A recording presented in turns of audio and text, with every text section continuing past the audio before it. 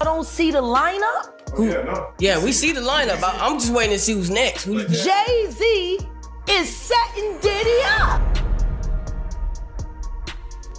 District of New York has a 98.2 conviction rate. For those who don't know, if you got 100 people, only 1.8 has won against them. So now, with the sex trafficking, it only takes one witness to convince the jury.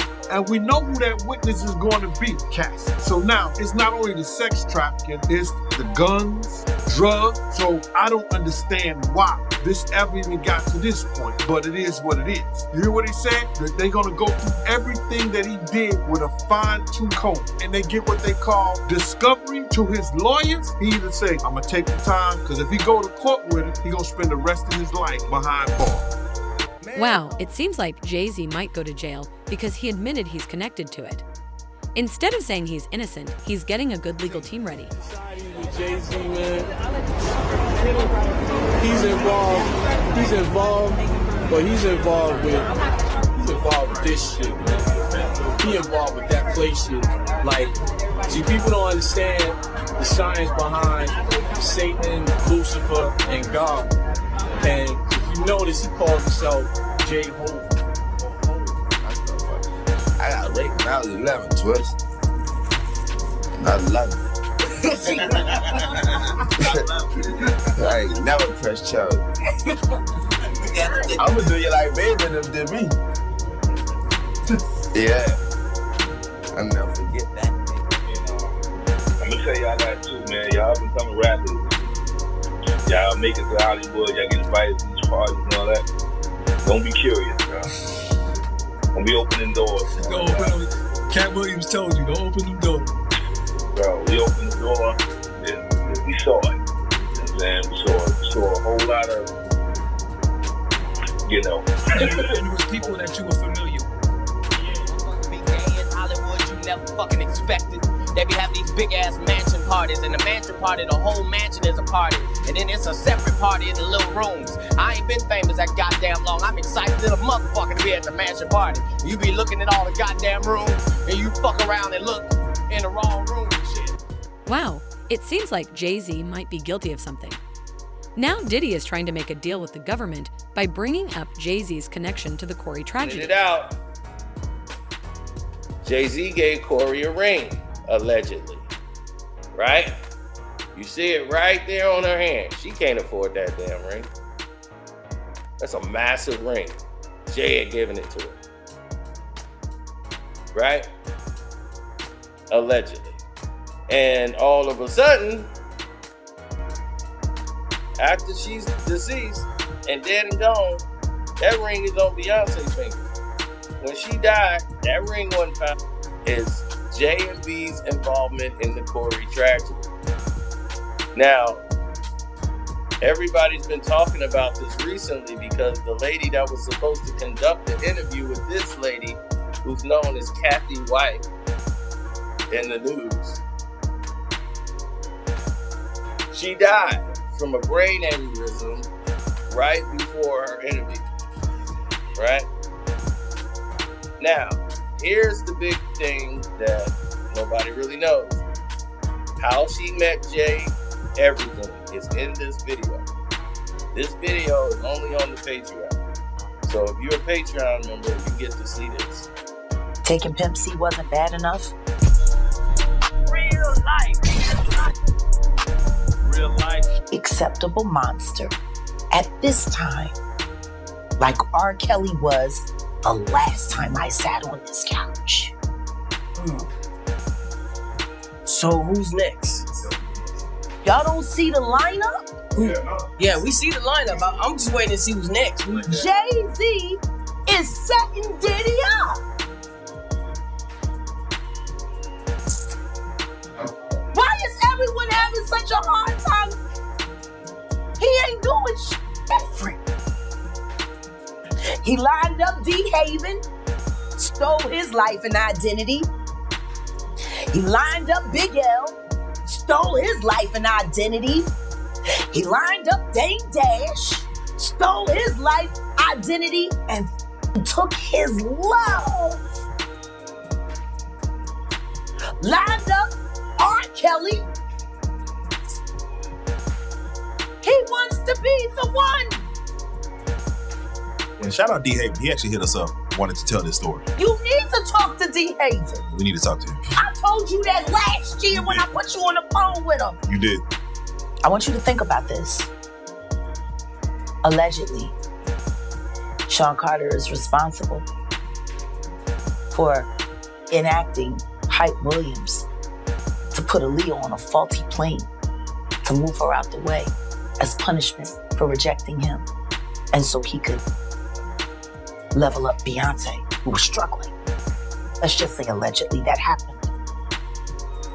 Now I want you to think about 106th and Park with Mary J. Blige.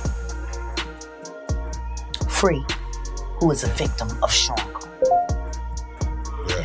Mary J. Blige, who is a victim of Sean Combs, are sitting there talking about the death of Aaliyah amongst each other. Think about that. You got a Diddy victim, you got a Jay-Z victim, and you got a superstar gone. They know what happened. And yet, they had to sit there and have that conversation like they didn't know who did it. Think of the power of that. Think about Claudia Jordan right now. Claudia Jordan don't ever mention my mother name. She mentioned it yesterday.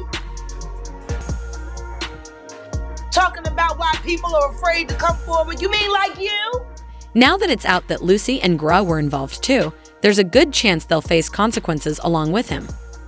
They were all part of organizing wild parties and running a sex company. Diddy was the main figure, but he won't be taking the blame alone. I never thought these words would come out my mouth, but Candace Owens is onto something, and that did not feel comfortable at all. So Candace says the reason mainstream news is not picking up this lawsuit, is not paying attention to Diddy at all, is because of this man right here, Lucian Greenwich. He is one of the most powerful men in Hollywood and music. And he been up in Diddy's room. So this man right here is Sir Lucian Charles Greenwich. He's been the CEO of Universal Music Group since 2010, so you know he done seen some shit. So I had to go to the damn documents. I had to see if this man was actually named, and he is. As you can see, it says Lucian Charles Greenwich, and it also says Universal Music Group. On top of that, it says Ethiopia. I cannot fuck up her last name. I refuse to. But she was also a big person in Universal Music Group. And then Christina Coramham, Lord forgive me. But she was like Diddy's second hand. And here on page 4, they are all listed by name and picture and description. So, this is messed up. So if you go down to page 28 of the lawsuit, everything is up in this bad boy. So let me just read a little bit and you can pause to read the rest. Defendant Greenwich sponsored and attended several Love album listening parties at Mr. Combs' home in Los Angeles, California. These parties were sponsored by defendants Mr. LR, which I don't know who that is, and UMG, which is Universal Music Group. As evidence above, the parties had ex-workers, I can't say the word, and underage girls present. During these parties, defendant Greenwich knew or should have known Mr. Combs was drugging the attendees through laced bottles of Dalan tequila and Ciroc vodka. He was using his own shit. Baby, this is bad. Baby, I found tea at the bottom. So if you read this little note at the bottom, it will tell you why UNG removed their music from TikTok and who is actually to blame. I just want to throw that. Baby, there are more pages you can pause to read, but basically it's that this man knew about all the parties. This man was around all of this. This man never stopped anything. This man nor Christina nor Ethiopia had stopped anything that was happening. They let Diddy run wild. And that's why they are being mentioned in this lawsuit. And I guess this is why people are not making it bigger than social media, because I have not really seen this lawsuit in mainstream media like Fox, like CNN, none of that stuff really. But baby, this is getting bigger.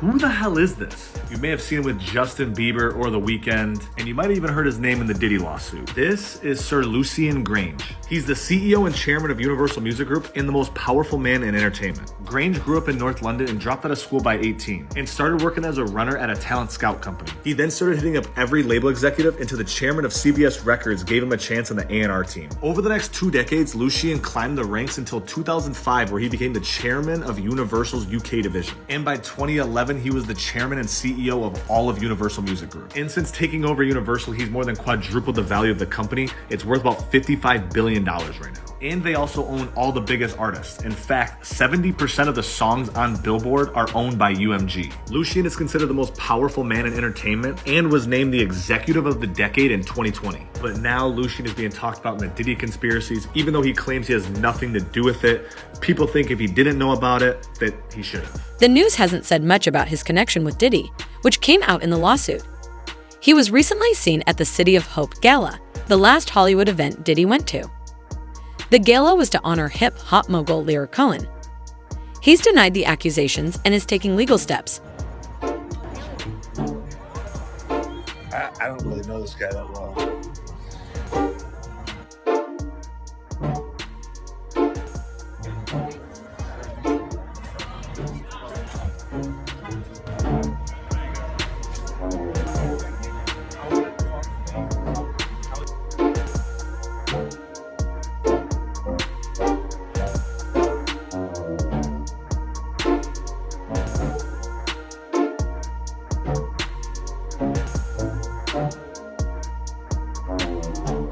Take care.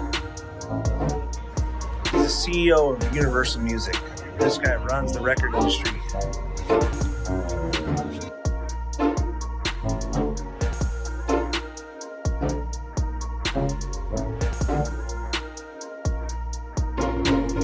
In a revealing interview, Jin Deal exposes Russell Simmons, showing he's not innocent either.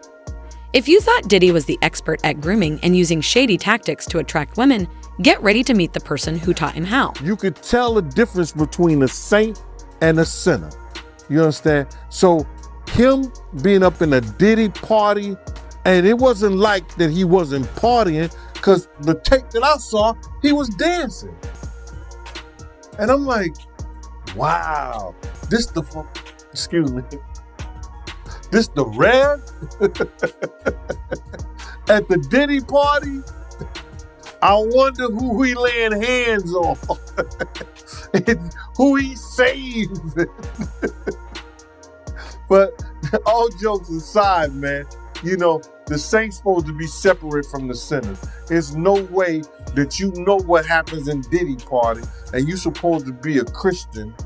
You understand? You're supposed to be his spiritual advisor and you up in this party.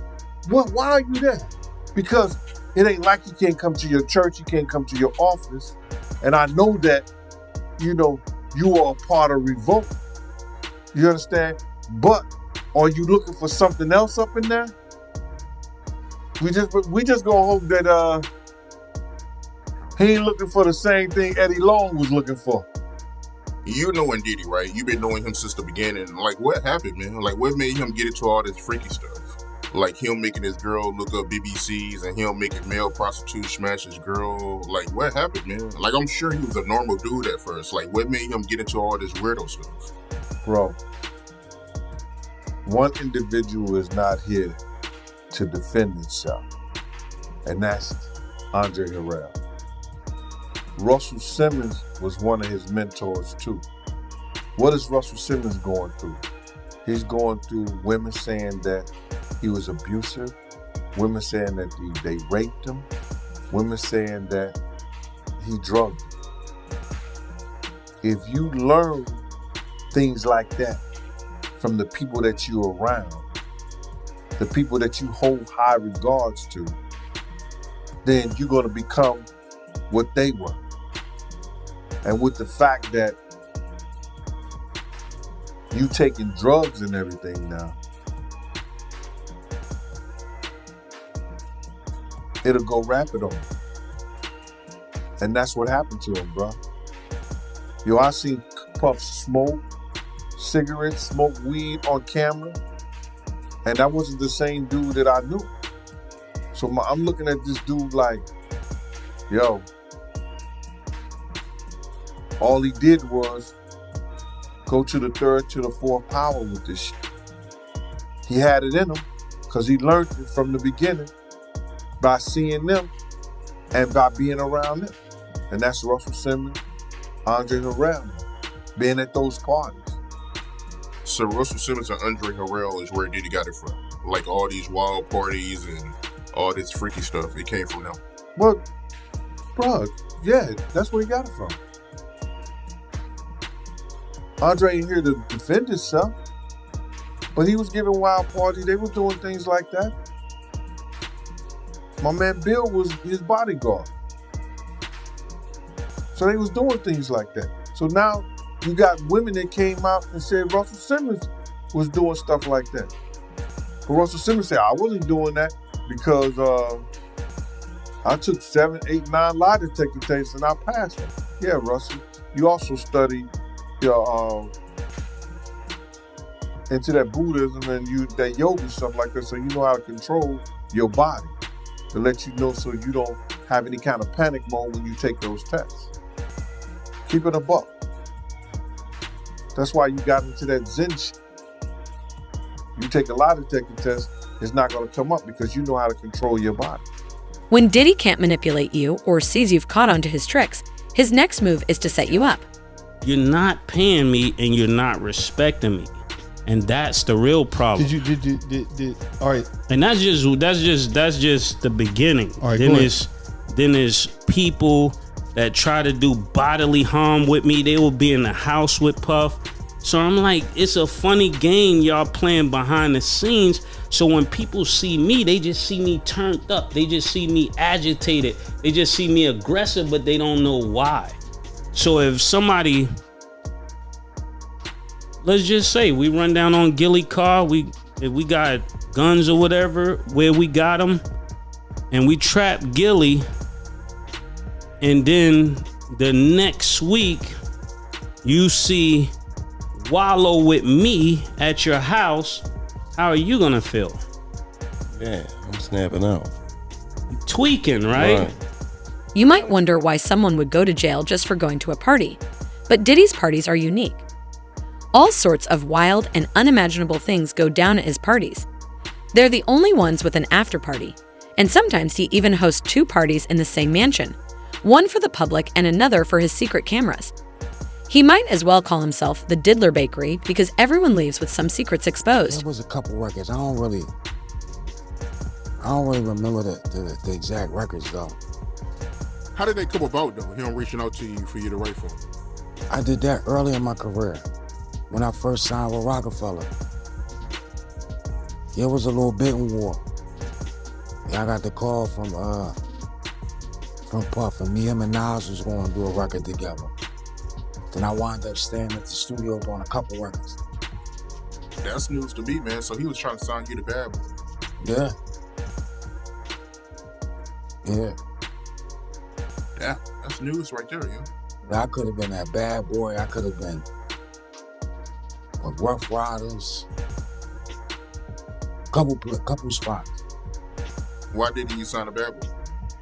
I was already committed to Rockefeller. I ain't signed no contract yet, but it was already done. When you look back in hindsight, do you regret it? Being signed to Rockefeller? Yeah. Hell no. No, I don't regret that at all.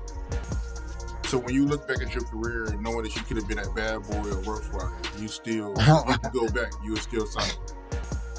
You, listen to that question you just asked me. Bad Boy or Rough Riders? Maybe Rough Riders. But right now, in hindsight, looking at things, nah. Nah. Nah. I feel you, man. I feel you. But I gotta ask you, man. I gotta ask you this. How you feel about the situation Diddy going through right now? Man. That's wild. You know, y'all got that game pause. They stopped saying pause and now it's no Diddy. That's a bad joint. That's bad. Man, no Diddy. Have you ever been to his parties? Not one. Not one. Not one. Ever.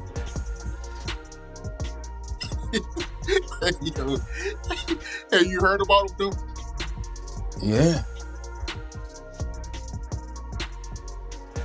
Yeah, you hear about them parties? Nah, that wasn't from me. No, sir. What you hear about him? Same thing everybody else heard about him.